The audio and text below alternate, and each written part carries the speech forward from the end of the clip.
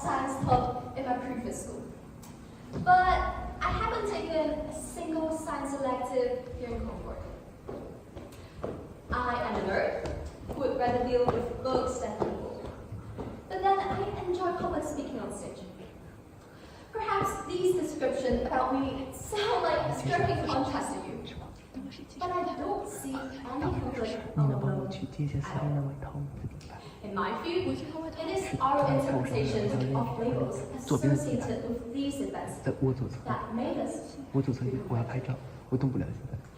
There are numerous types of labels that society puts onto us.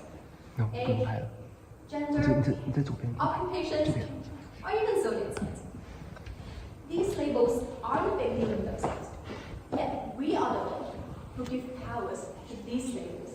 And what's truly alarming is when we start letting them restrict ourselves.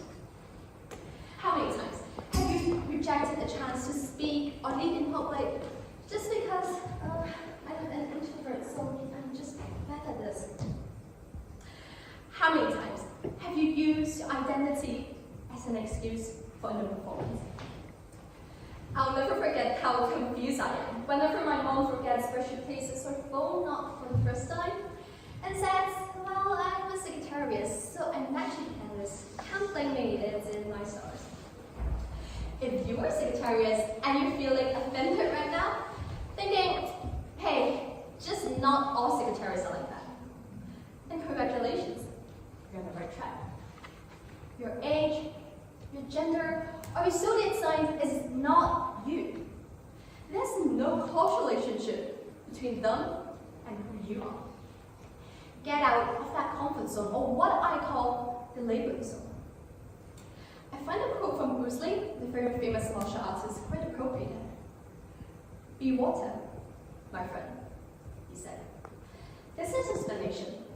If you put water into a cup, it becomes a cup.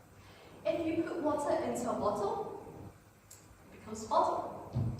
You can be an extrovert when making friends and an introvert for most of the time. Indeed, I don't even think the words extrovert or introvert are appropriate. Just be you in the way you want in different situations. Be water, my friend. Now, another frightening power of labels is how they can make us feel inadequate when we believe we don't possess some of them. Such as being a very considerate person, or the guy who can talk confidently with everyone else. Now, one question that I absolutely hate the most is, tell me something special about yourself. Sound familiar? Now, I'm always anxious about this question, so a few months ago, before an ethical ice-breaking session, I brainstormed with my friend what might be special about me. I thought about me teaching myself German, but I feel like everyone knows a foreign language. I thought about how I love to sit alone by the sea, but I don't feel like it's something worth mentioning at all. So after a fierce discussion, I ended up with a conclusion. I was just ordinary. There was a moment of silence, until my friend slowly and seriously said, you solely are special enough. If you relate yourself to certain skills, hobbies, or careers, you would find yourself ordinary. So often we try so hard to find a label that can fully represent us, as our fragment souls and life experiences can be neatly packaged in a single sentence. Well, everything else isn't worth mentioning at all. But hey, we are not products in commercial. We don't need shiny labels to make ourselves valuable. Just as there are not only 12 types of people in the world, you are much more than what these labels confine you to.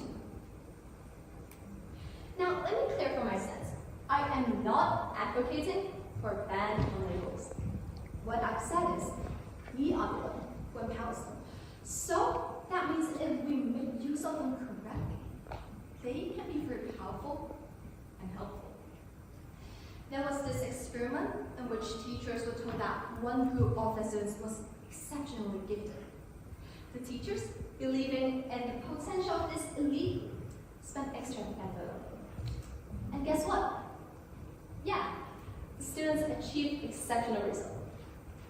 What's interesting here was that Actually, all the students group had similar abilities. There was no elite group at all. Yet there was an interpretation of this elite label made teachers believe that this group of students was special. And in return of this high expectation, students achieved exceptional results. Labels makes us believe that we are certain types of people, so our brain tries its best to fit into them. What does this tell us? Labels are not good, and they're not bad either.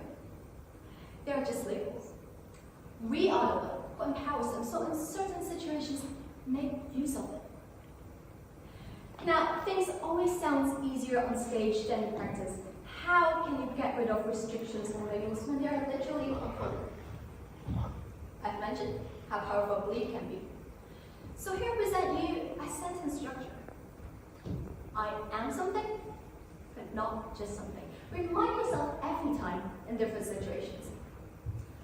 I am a high school student, not just a high school student.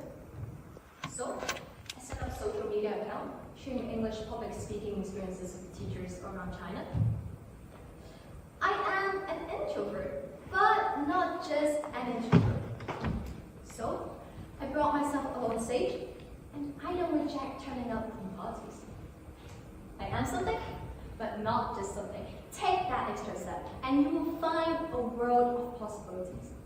Don't rush into a bunch of labels trying to figure out who you are. Focus on who you want to be instead. Be water and float with your life. Now, I guess most of the TED Talk that you've listened to might be semi-formal speakers dressed in business casual. But, as I've mentioned, I don't conform to labels.